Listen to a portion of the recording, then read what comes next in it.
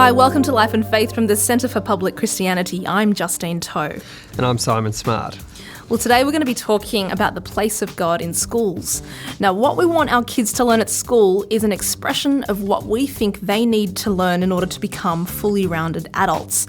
So determining what they're exposed to in the classroom is a revealing and often really political account of what we think matters in life. And this perhaps explains why debates over education seem so fraught today and nowhere more evident than when it comes to the place of God in schools. We've currently got a review of the national curriculum underway, and one of the reviewers has said that we need more religion taught in public schools. There's also a High Court challenge up in Queensland that contests federal funding of the National School Chaplaincy program. You might remember that in New South Wales a couple of years ago, a really public debate over scripture versus ethics, and in Melbourne later this month, the IQ Squared debate will be debating the motion that faith-based religious education has no place in public schools. We're looking forward to your contribution, Justine, to that debate in Melbourne. I'm glad someone's looking forward to it because it's certainly not me. With the end result being that a lot of people today say that religion should be left at home altogether. So, we want to talk about this today. Is there any place for God at school? And we're really delighted to have on the program Zosia Ericksson, who's the Executive Officer of Chaplaincy at Generate Ministries, and Greg Clarke, CEO of the Bible Society. Zosia and Greg, welcome to the program. Thanks so much for having us. Great to be here. Zosia, let's start with you. Whenever God, religion and public schools get mentioned in the same breath, people get really uptight and, a little bit anxious about it. And people are often really concerned that, taxpayer money is used to try and convert people. So there's this real fear of indoctrination. Can you understand why people have that kind of immediate reaction to whatever chaplaincy is, for example? Absolutely. Well, I think the first thing to say is that through the school chaplains that we have in schools, in public schools in New South Wales, over 150 schools have had that exact conversation with us over the last 7 years. And so we've become quite well versed in the questions that people ask and also the concerns that they have, from P&C meetings to discussions with staff and principals to a wider community forum that often happens when a school's considering having a religious or faith-based chaplain in their school.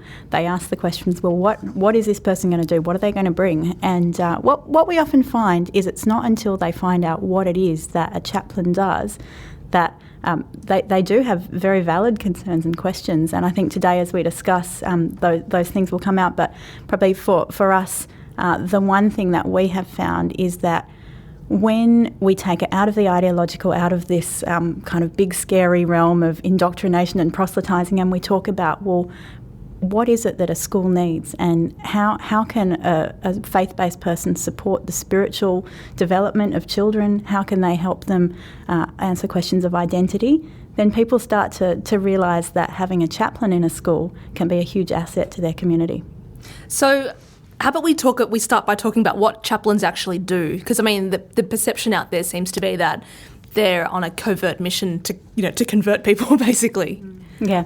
Well, from a federal government perspective, the reason why they saw a need for chaplaincy in public schools across Australia, and this was in 2007, the Howard government introduced this program, they saw that there was a need for a spiritual element to the education that was being provided in public schools. And particularly out of some crises that had happened where it was even Howard who turned around and said, well, every other state organisation, the fireys, the police, in hospitals, we have chaplains. Where are the chaplains in our schools? Because he recognised that there was a need for the answers and the discussion to happen around the big questions of life that the intellectual conversation doesn't always answer. So a chaplain is in a school as that person, not necessarily from a Christian faith. It can be from any faith, and there are other groups who have chaplains across public schools in Australia. But they're the person who can come in and provide the space to have that conversation about spirituality, but also the other side is the very practical help that a chaplain gives. So if you can imagine a chaplain in a hospital, it's often in a crisis time in a family where perhaps there's been a death or news of an illness. And in the same way in a school, often you see families journey through some of the biggest challenges of life, and a chaplain can be there to support them. We often hear the comment that people who don't have a faith themselves are understandably nervous about having their children in a public schools especially being exposed to this sort of content that's different perhaps from their family. How would you respond to that sort of criticism? Greg, perhaps you want to have a go at this? Yeah, I can jump in there and appreciate everything that Zosia's just said about how the chaplains work. The school environment, I think, is the kind of place where you want every issue to be explored. You want children to be exposed to a whole range of experiences, ideas that help them to participate in the contemporary world. Religion's part of that, and needs to be part of that. And even I think today there's an argument needs to be even more so part of that than in the past, because we live in quite a pluralistic environment. So I'm a little surprised about the heat in this at one level, because the kind of people who are often antagonistic to the teaching of education, of religion in the school context, are the same people who are very open to exposing their children to the widest range of ideas possible. Religion's just part of that. I think we've got to get past this fear of religion. And to be honest, I still think it's a post-September 11 effect that we have in our society, where suddenly religion has become something scary, and that gets built on in politics, and all of a sudden we're aversive to religion in the educational context. It's not like you'd expect kids to sort of unthinkingly accept everything they're being exposed to in these places. You need to give them a bit of credit for critical thinking, at least to some degree, and the influence of the family as well. And it always surprises me how little credit is given to children. Those who work in schools, who have children, know just how quickly they develop critical senses and how you can't pull the wool over their eyes. And so as long as discussion of religion is nothing about coercion and all about contribution and understanding, I'm really all for it. A lot of people feel uncomfortable that chaplains, I guess, seem to be overwhelmingly Christian, although you can have different faiths represented as well in the chaplaincy program. So how do either of you respond to that sort of concern that people have that it's mostly one religion being represented? Firstly, I'd say that for any school who chooses to have a chaplain, it's something that the whole school community makes a decision about. So a school will need to consult their parent body, their staff, the wider community. Often they'll even survey the students within the school, asking what it is that they're wanting. And for some schools, when they've asked that question and said, we have the option of having a chaplain, and yes, they will be faith-based, and yes, they will be a Christian person, a school said, well, you know what, that doesn't really work with who we are and the cultural backgrounds that we have represented. But surprisingly, and even in some of the most multicultural areas, particularly in Sydney, we've had a school community say, you know what, this is a person who can help us, this is a person who can talk about spiritual things and matters of faith, and we're all for that. Even if it is people from different cultural backgrounds or different faith perspectives, the chaplain has the mandate that they need to be there for people of all faiths, and whether that's people who might not identify with any particular faith, a chaplain is there as someone who can talk about spirituality and the journey of life with people. And a chaplain is a complementary member of staff to a school counsellor. Now, every public school in Australia does have some kind of a counsellor. In New South Wales, they're called school counsellors. In other states, they sometimes have different titles.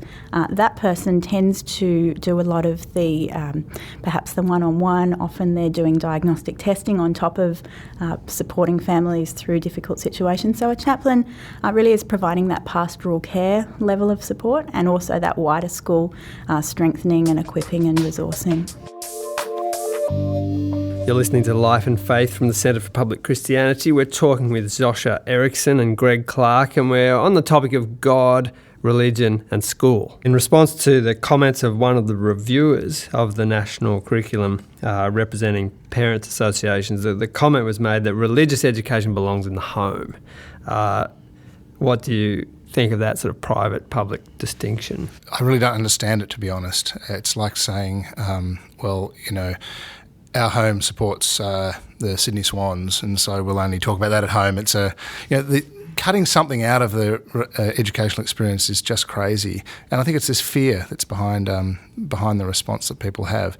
Sometimes understandable fear. I mean, they've seen various kinds of fundamentalist religion do aggressive and hurtful things to children, and they don't want to see that ever happen again, and certainly not in their family, and I don't want to see that happen at all. But if you believe in education outside of the home at all, you want it to be rounded, holistic and real.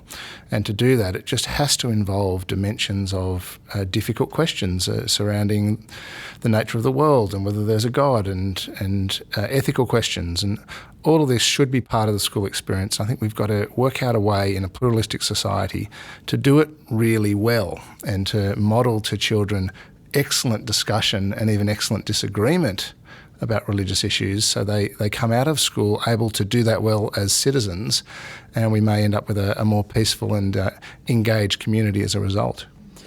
Is there a limit, Joshua, to what chaplains can do? Like, what are the parameters for what they can and can't do? Yeah, sure. Great question, Simon.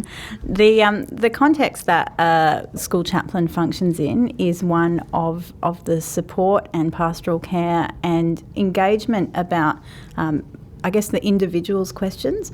A chaplain's not there in the same way as a scripture teacher would be. So in a lot of states around Australia we have SRE, and that is a program that comes in usually supported by local groups, whether it's churches or other groups from other faiths that come in and for usually about half an hour a week can provide religious instruction classes. So there's already that space which has very much, particularly in New South Wales, a place and has been welcomed and historically has been happening since our state began.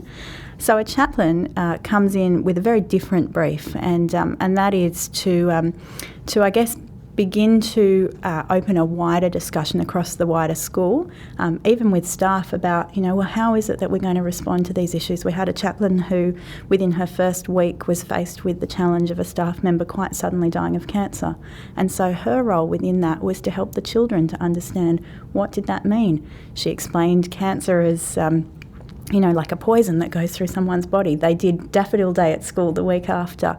The children raised money to support cancer. She then went round when the staff member died to every classroom and spoke with the children and talked about grief, talked about hope, talked about how to work through their feelings.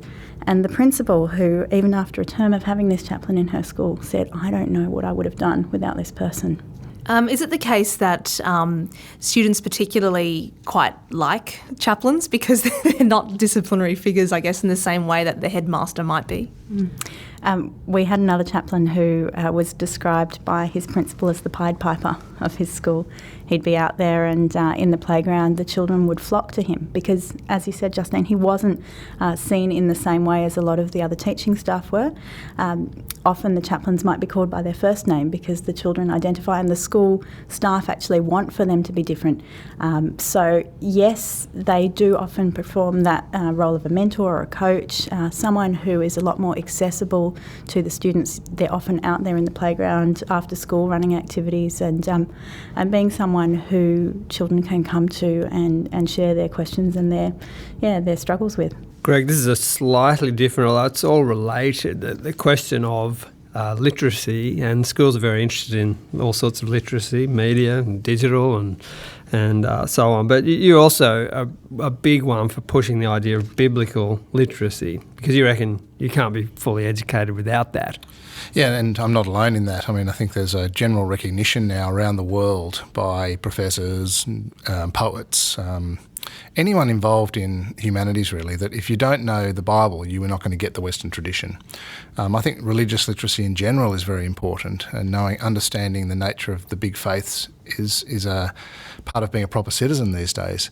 But Bible literacy is important to the curriculum in a different way because the shaping of the West has so much been around the Christian faith that if you don't know the shape of the Bible, you're going to get a distorted view of what Western culture is all about. There's got to be a way to teach the Bible where everyone realises you are genuinely getting educated here about why this text had such an impact on our literature, our laws, the shaping of our society, and so forth. Well, I think this is a big discussion, and in some ways we've only scratched the surface of it. But that's all we have time for on this program. But if you want to hear more about Greg's contribution to how the Bible has shaped our Western history and tradition, you can check out The Great Bible Swindle, your new book. And also, Zosia Ericksson will also be speaking at the Rethinking, a public faith conference in March. So you can register for that at www.rethinking.net.au. Thank you so much for joining us on the program.